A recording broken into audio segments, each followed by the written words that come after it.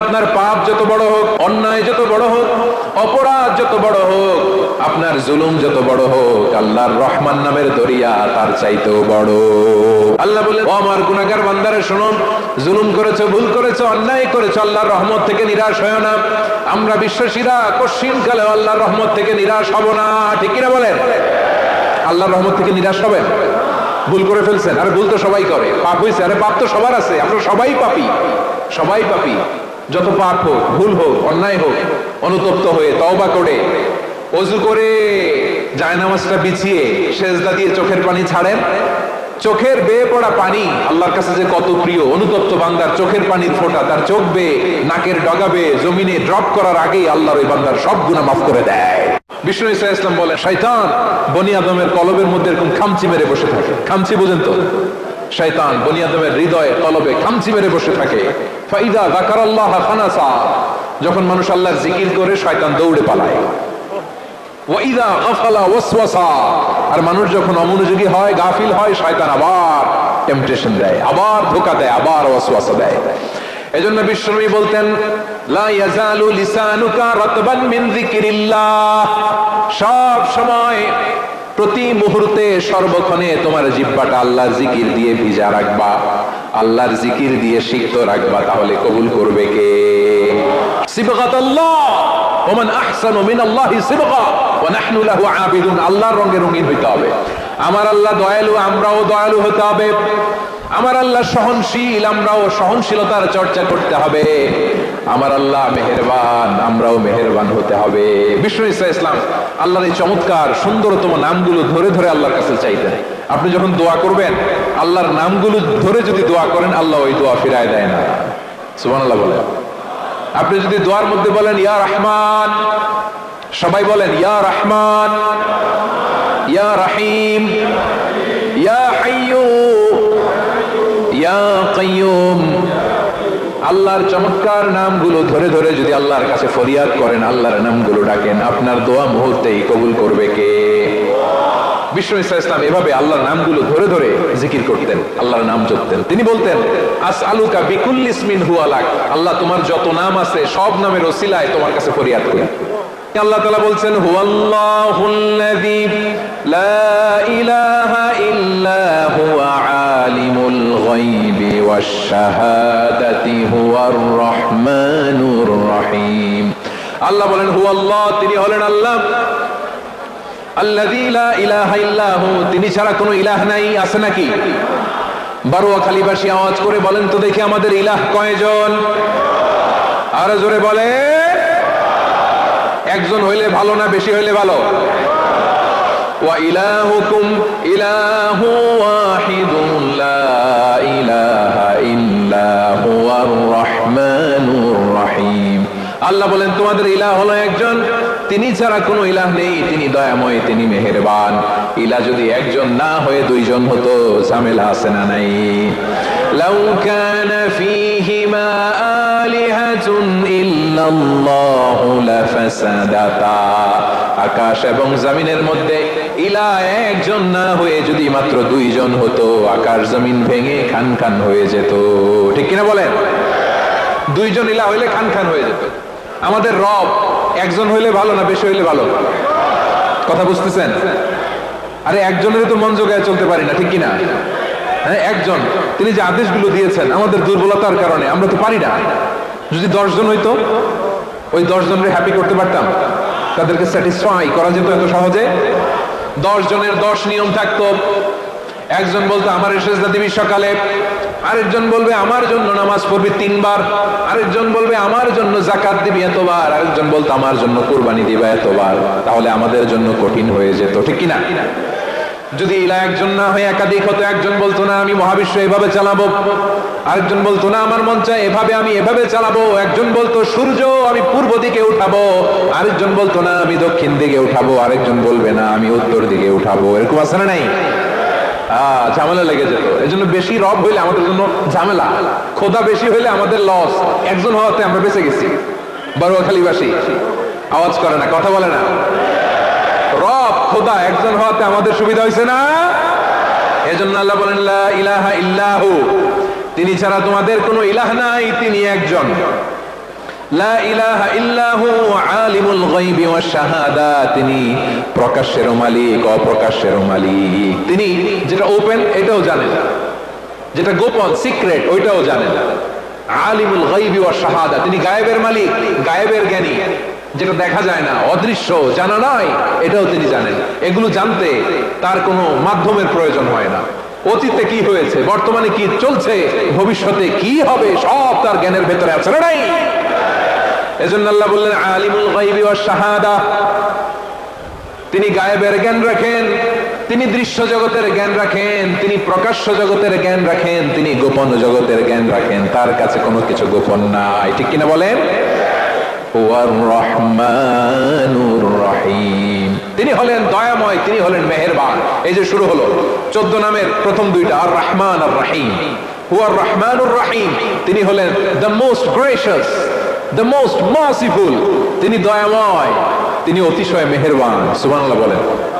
তার দয়ার কোনো শেষ নাই, তার মায়ার কোনো শেষ নাই। আল্লাহ, তাহলে 14টা নামের মধ্যে কয়টা পাইলাম? একটা কি? আর রহমান। বারোয়াখালীবাসী বুঝে থাকলে আওয়াজ করে বলেন, প্রথমটা কি? 2 নাম্বার আর রহিম। আওয়াজ করে বলেন 2 নাম্বার। আওয়াজ করে সবাই গলা ছেড়ে দিয়ে উত্তর দেন তো, প্রথম নামটা কি? দ্বিতীয় নামটা? আর রহিম। রহমান আল্লাহর one of the major names, আল্লাহর মৌলিক নামগুলোর মধ্যে গুরুত্বপূর্ণ একটা নাম হচ্ছে রহমান। গুরুত্বপূর্ণ নাম কি? রহমান, দয়ার সাগর, মায়ার সাগর। রহমানুন ফিদ দুনিয়া ওয়া রহিমুন ফিল আখিরাহ। এই দুনিয়ার জন্য আল্লাহ রহমান, দুনিয়াতে আল্লাহ সবাইরে দয়া করে, কাফিররাও করে, মুসলিমরাও করে। আর আখিরাতের জন্য তিনি রহিম, সেখানে কাফির মুশরিকদের জন্য আল্লাহর পক্ষ থেকে কোনো দয়া থাকবে না। চিল্লায় বলেন ঠিক কি না? এজন্য আল্লাহ বললেন আমার মৌলিক একটা নাম হলো রহমান।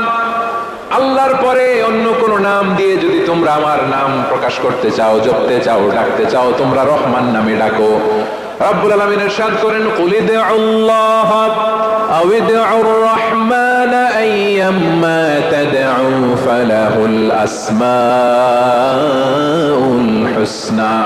আমাকে আল্লাহ নামে ডাকো, কিংবা আমি আল্লাহকে রহমান নামে ডাকো, যে নামেই ডাকো না কেন আমার আছে অনেকগুলো সুন্দর সুন্দর নাম। যে নামেই ডাকো আমি শুনি, ডাকলেই আমি সাড়া দেই।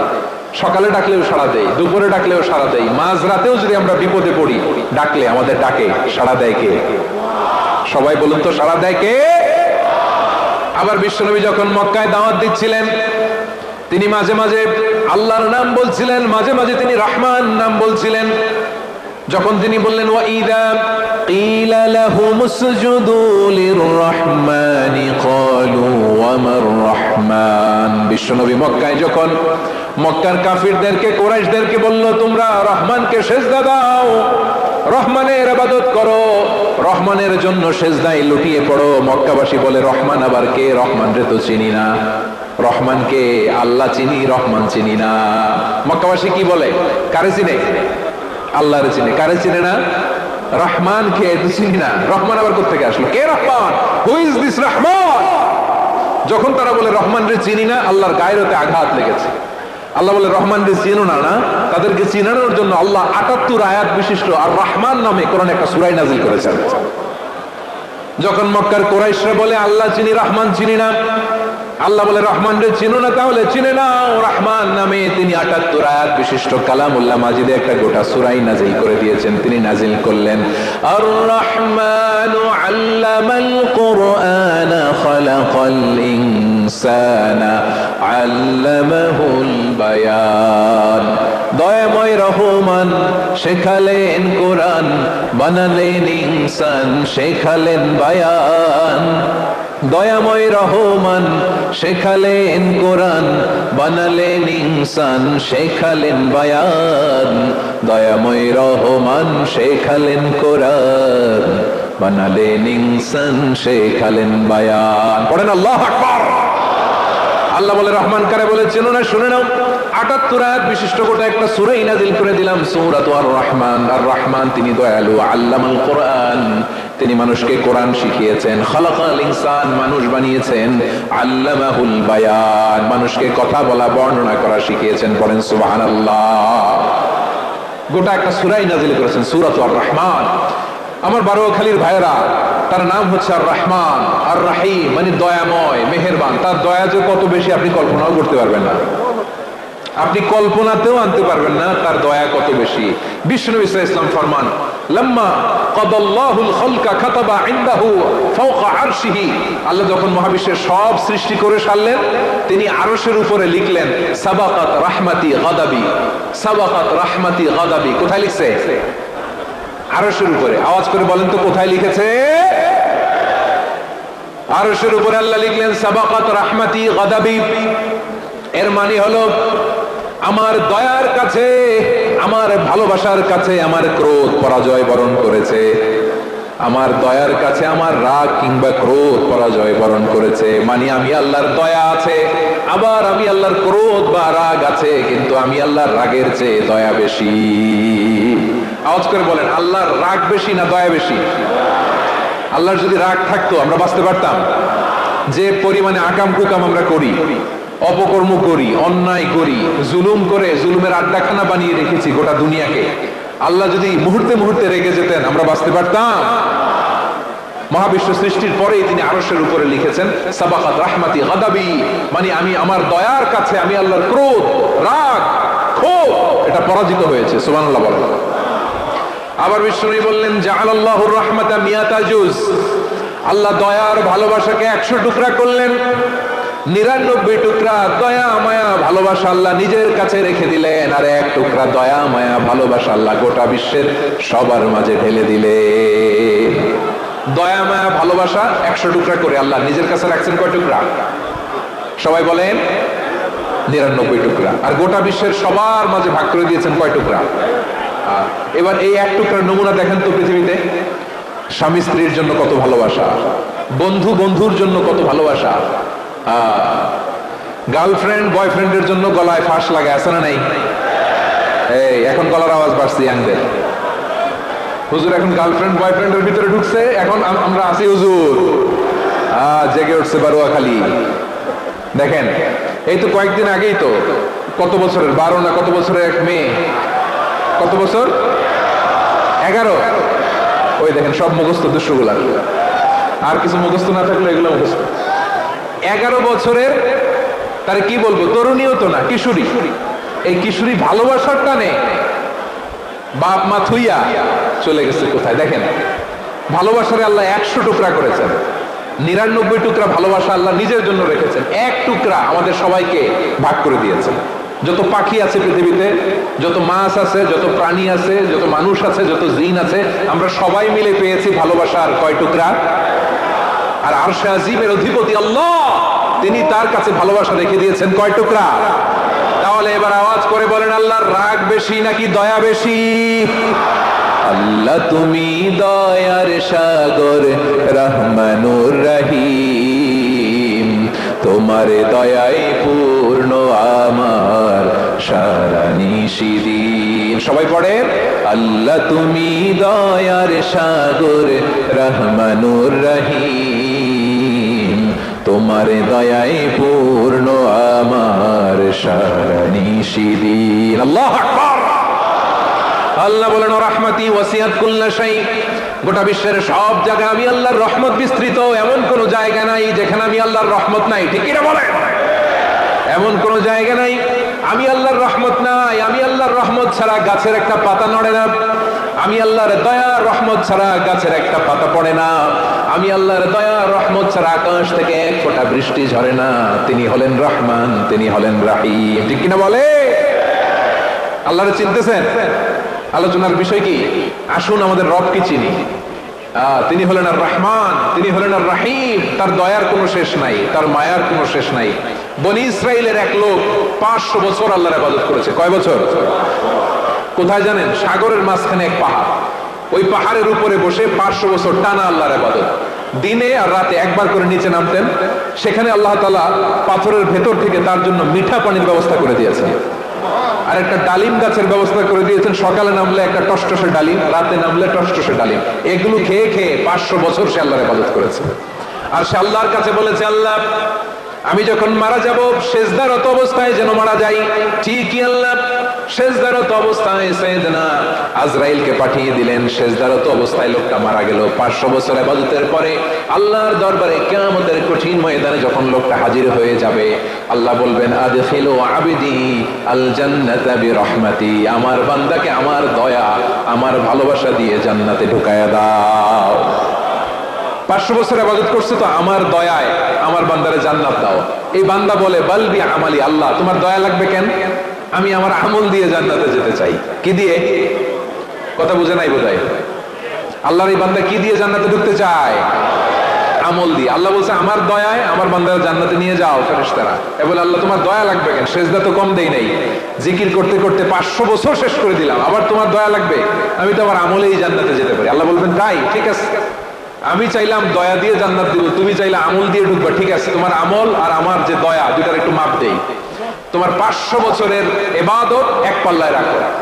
আর আল্লাহ বললেন আমি যে দয়া করে এই দুনিয়ার নাজ নেয়ামত বিউটি সৌন্দর্য দেখার জন্য তোমার দুটা চোখ দিয়েছিলাম, দুটা নয় একটা চোখ আরেক পাল্লায় রাখো। রাখা হবে, দেখা যাবে ওই 500 বছরের ইবাদত হালকা হয়েছে আর মুহূর্তের মধ্যে আল্লাহর দেয়া একটা চোখের নেয়ামত ভারী হয়ে গিয়েছে। আল্লাহ বলবেন তোমার কথা মতো মাপ দেয়া হলো, এবার ফলাফল দেখো, হিসাব বলে তুমি এখন জাহান্নামে যাবা, গো টু দা হেলফায়ার, যাও এবার জাহান্নামে যাও। মাপ চোখে যখন আসছো আমার সাথে হিসাব ক্যালকুলেশন, যাও তুমি এবার জাহান্নামে যাবা। এবার লোকটা কাচুমাচু করে বলে আল্লাহ আমি বুঝি নাই, আল্লাহ আমি বুঝতে পারি নাই, খেয়াল করি নাই, তুমি আমারে ক্ষমা করো, তুমি আমারে মাফ করো। ও আল্লাহ এবার আমি টের পেয়েছি, এবার আমি বুঝতে পেরেছি তোমার দয়া ছাড়া দুনিয়ায় কেউ জান্নাতে যেতে পারবে না, কেউ পারবে না। আল্লাহ বললেন ওরে গোলাম তুই তো কিছুই ছিলি না, অস্তিত্বহীনতা থেকে তোরে অস্তিত্বে আনলো কে? ওই ছোট্ট শুক্রাণু থেকে মায়ের পেটে 9 মাস ধরে খাবার দিয়েছে কে? আবার সুস্থতার সাথে দুনিয়ার বুকে তোরে ডেলিভারির ব্যবস্থা করে দিল কে? আবার তোর মায়ের বুকের ভেতরে 2টা খাবারের লাইনের ব্যবস্থা করে দিল কে? আবার তোকে শৈশব পেরিয়ে কৈশোর পেরিয়ে তারুণ্য, তারপরে যৌবন, এগুলো দান করলো কে? তার চেয়েও বড় কথা, পাহাড়ের মাঝখানে সাগরের মাঝখানে 500 বছর ইবাদত করার শক্তি তোর গায়ে দিয়েছে কে?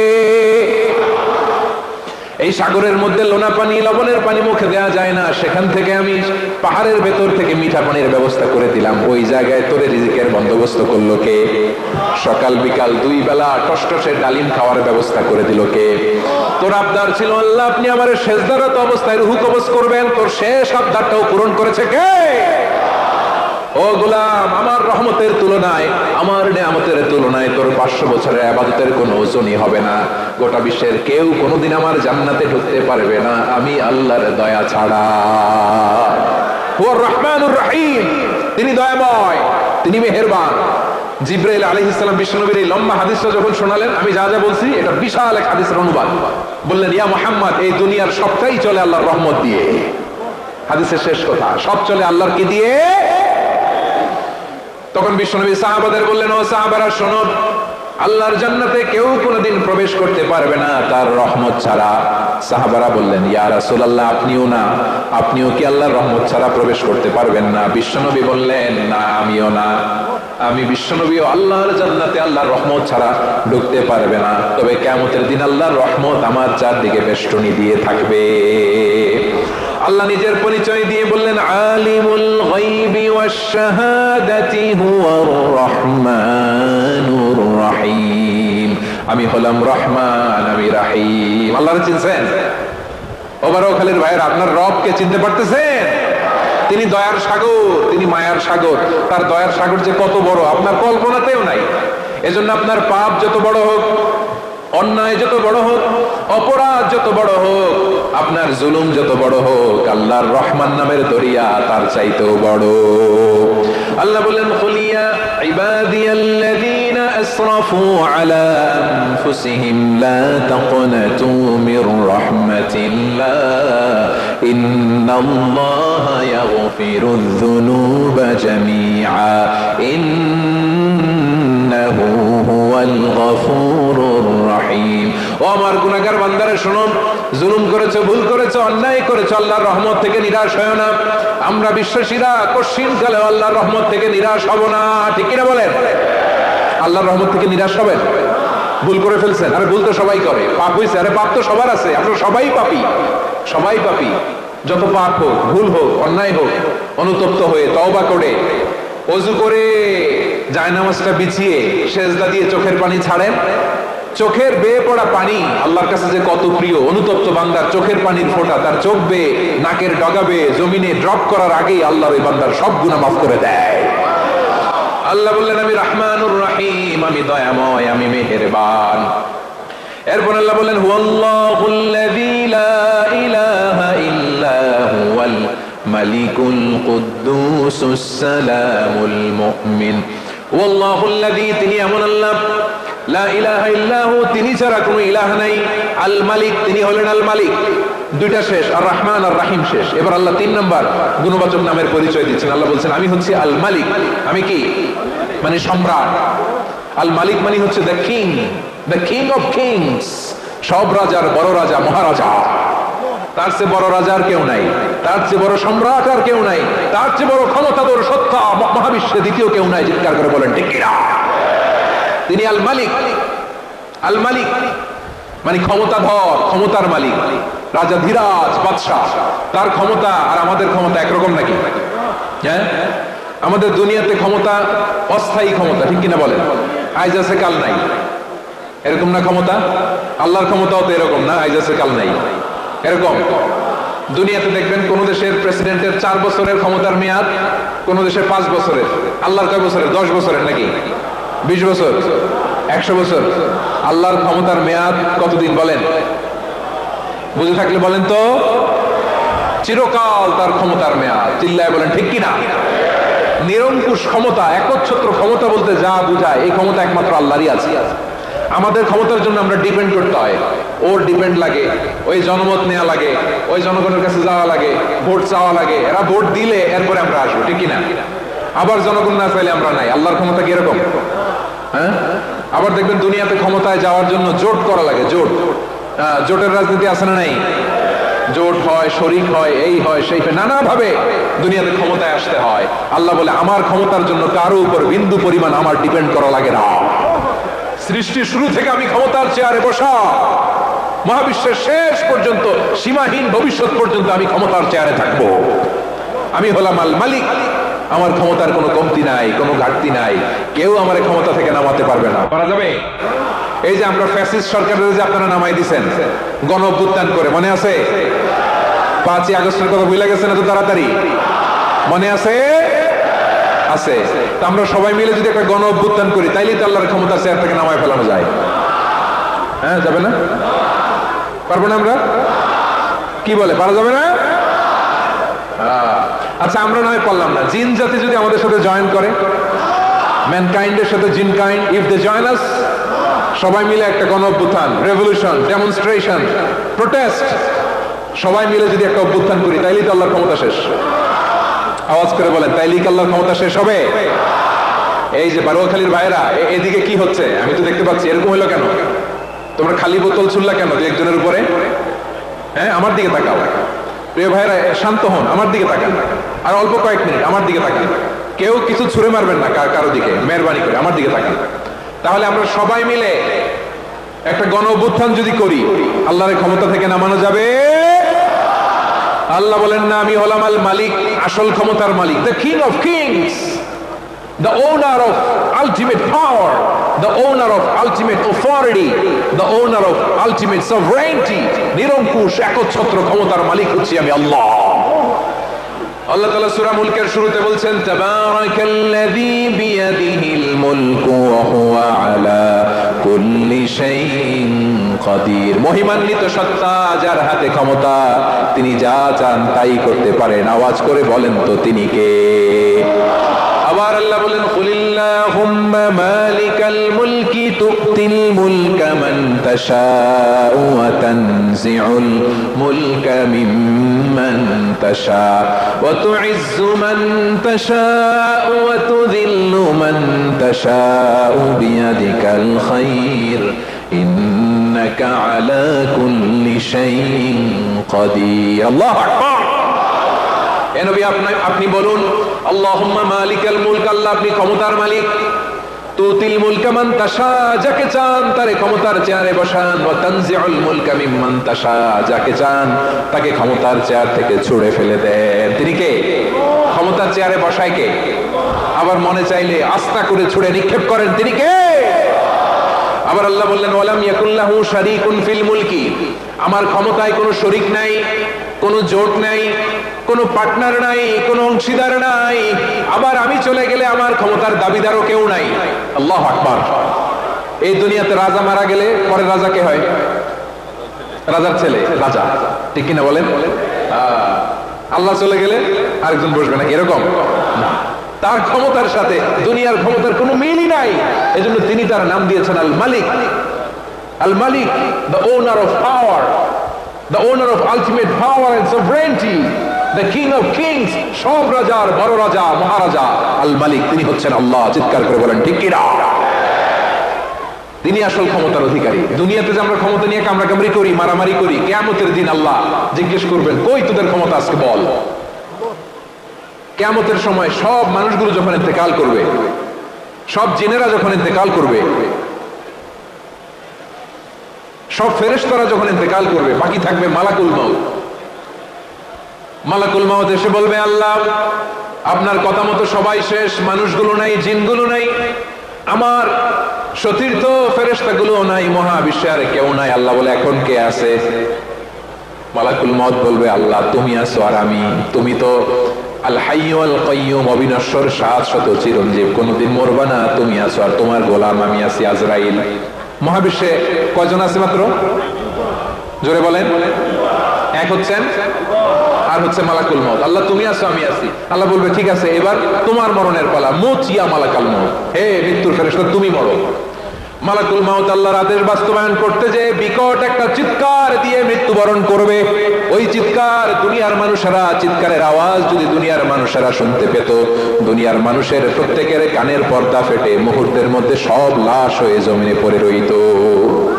ভয়ঙ্কর চিৎকার দিয়ে মালাকুল মাউত বিদায় নেবে, কেউ নাই। এবার বলেন তো মহাবিশ্বে মহাশূন্য, কেউ নাই, উপরে নিচে সামনে পেছনে ডানে বায়ে কোন সত্তা, কোন জীবিত সত্তা আর আছে? একজন ছাড়া, তিনি কে? কুল্লু মান আলাইহা ফানি ওয়া ইয়াবকা ওয়াজহু রাব্বিকা যুল জালালি ওয়াল ইকরাম। পড়েন ফাবিআইয়ি আলাই রাব্বিকুমা তুকাযযিবান। কেউ থাকবে না একজন ছাড়া, একজন ছাড়া। এই ড্রোন দেখে হাত নাড়ালে হবে? আমার দিকে তাকাইতে হবে, কথা শুনতে হবে। মহাবিশ্বে কেউ নাই, একজন সত্তা ছাড়া। আওয়াজ করে বলেন তিনি কে? এবার আল্লাহ ডেকে বলবেন লিমানিল মুলকুল ইয়াউম, লিমানিল মুলকুল ইয়াউম, ক্ষমতা কার? Who belongs the kingdom today, who belongs the power authority today, who belongs the sovereignty today.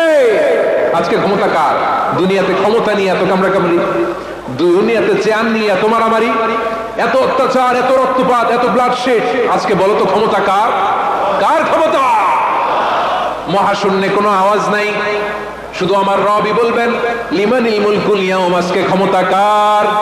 কোনো আওয়াজ নাই, উত্তর দেওয়ার মতো জীবিত কোনো সত্তা নাই, ফলে কেউ উত্তর দিতে পারবে না। আল্লাহ নিজেই প্রশ্নের উত্তর দিয়ে বলবেন লিল্লাহিল ওয়াহিদিল কাহ্হার, একচ্ছত্র অধিপতি, ক্ষমতার মালিক আল্লাহ ছাড়া কারোর জন্য কোনো ক্ষমতা নাই। চিল্লায় বলেন ঠিক কি না? তাহলে আর রহমান আর রাহিমের পরে আমরা জানলাম আমার আল্লাহর আরেকটা সুন্দর গুণবাচক নাম হচ্ছে আল মালিক। কি নাম? আল মালিক, মানে দ্য কিং, রাজাধিরাজ, সব রাজার বড় রাজা, মহারাজা। এরপরে 4 নম্বরে আল্লাহ বললেন আল কুদ্দুস, তিনি হলেন আল কুদ্দুস। আল কুদ্দুস মানে হচ্ছে অতি পবিত্র, মহাপবিত্র, the most holy, the absolutely pure, যার কোনো খুঁত নাই। আল্লাহর কোনো খুঁত আছে? তিনি মহাপবিত্র। আল্লাহর পবিত্রতা যখন আমরা বর্ণনা করি আল্লাহ খুশি হয়ে যায়, কারণ তার সত্তার একটা বৈশিষ্ট্য হচ্ছে তিনি আল কুদ্দুস। বারোয়াখালীবাসী আল্লাহর নামটা একটু জপেন না, বলেন আল কুদ্দুস, সবাই আওয়াজ করে আল কুদ্দুস। অতি পবিত্র, তার মধ্যে কোনো অপবিত্রতার ছিটে ফোঁটা নাই, মহাপবিত্র, the most pure, the most holy, অতি পবিত্র। ফেরেশতারা বলেছিল আল্লাহ আপনি মানুষ কেন বানাবেন? নাহনু নুসাব্বিহু বিহামদিকা ওয়া নুকদ্দিসু লাক। এই যে নুকদ্দিসু কুদ্দুস পাইছেন? তারা বলেছিল আল্লাহ মানুষ কেন বানাবেন, মারামারি করবে, আমরাই তো ভালো, আমরাই আপনার মহিমা বর্ণনা করি, আমরাই আপনার পবিত্রতা বর্ণনা করি, নুকাদ্দিসু লাক, তার মানে আল কুদ্দুস। আবার আমার নবী বিশ্ব নবী যখন সিজদায় লুটিয়ে পড়তেন, আম্মা জানা এসে বলেন আমরা তো সিজদার মধ্যে সুবহানা রাব্বিয়াল আলা বলেই শেষ, কিন্তু বিশ্বনবী তাহাজ্জুদের নামাজে, নফল নামাজে, সুন্নত নামাজে তিনবার সুবহানা রাব্বিয়াল আলা তাসবিহ পড়ার পরে তিনি পড়তেন সুবহুন কুদ্দুসুন রাব্বুল মালাইকাতি ওয়ার রূহ, সুবহ কুদ্দুস রাব্বুল মালাইকাতি ওয়ার রূহ। সিজদায় লুটিয়ে পড়ে বিশ্বনবী এই দোয়াটা পড়তেন নফল নামাজে, সুন্নাত নামাজে কিংবা তাহাজ্জুদের নামাজে সুবহান রাব্বিয়াল আলার পরে কি পড়তেন? সুবহান, আওয়াজ করে বলেন সুবহান কুদ্দুসুন রাব্বুল মালাইকাতি ওয়ার রূহ। মানে আল্লাহ আপনি প্রশংসিত, আল্লাহ আপনি অতি পবিত্র, আপনি সব ফেরেশতা কুলের রব, ফেরেশতাদের সরদার জিবরাইলের রব। সুবহানাল্লাহ। আজকে থেকে পড়বেন সিজদায়, হ্যাঁ বারোখালীবাসী পড়বেন নাকি হুজুর নামাজে তো পড়ি না, হ্যাঁ এরকম নফল নামাজে, তাহাজ্জুদের নামাজে, সুন্নত নামাজে সিজদার যে তাসবিহ সুবহান রাব্বিয়াল আ'লা তিনবার পড়ার পরে আমার ভাইরা, মহিলা প্যান্ডেলে আমার যে মায়েরা বোনেরা আছে, আজকে তো রেকর্ড হয়ে যাবে, কালকেই ভিডিও পেয়ে যাবেন।